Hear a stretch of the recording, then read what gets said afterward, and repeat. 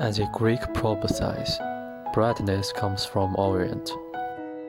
China, a time-honored ancient Oriental civilization, boasts its vivid and emotional music, which injects an impetus to Western literature and social development when introduced to Europe. Next, we are going to introduce two musical works' influence on English literature.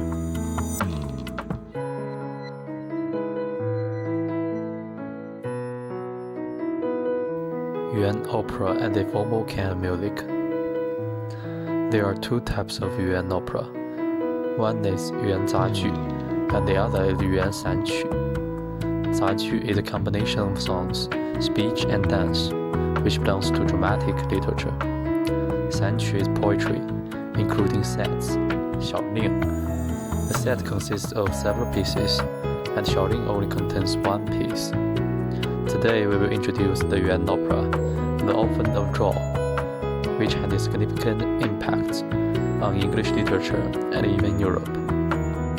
The Orphan of Zhao, one of the four tragedies of Yuan opera, is adapted by Ji Junxiang from Sima Qian's records of the grand historian Zhao aristocratic family and tells a great story of Tu Anjia killing the Zhaos, Cheng Ying, Han Jue sacrificing their life and own children to protect the orphan Zhao, and finally the Zhao eliminating traitors for the country.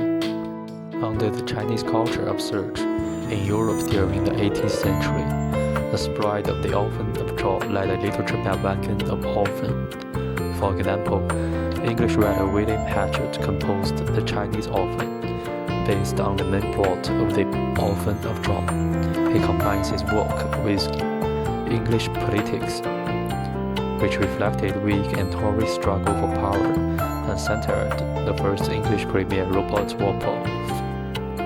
Influence on the Enlightenment. Chirac, the former French statesman, once said that Enlightenment thinkers saw a rational and harmonious world in China, which obeyed the laws of nature and embodied the great order of the universe. They drew a lot of ideas from this view of the world, which led to the French revolutions through the propaganda of the Enlightenment. It was in the 18th century Europe, when the Enlightenment was carried out, that a five-act play of Confucius' morality depicting the traditional and good costumes of the Eastern society was staged in full swing.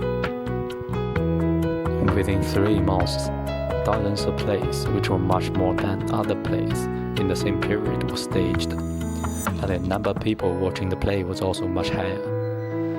This play that attracted European attention was the Orphan of China, adapted by the great literary giant Voltaire from the Chinese Yuan drama Zhao's Orphan.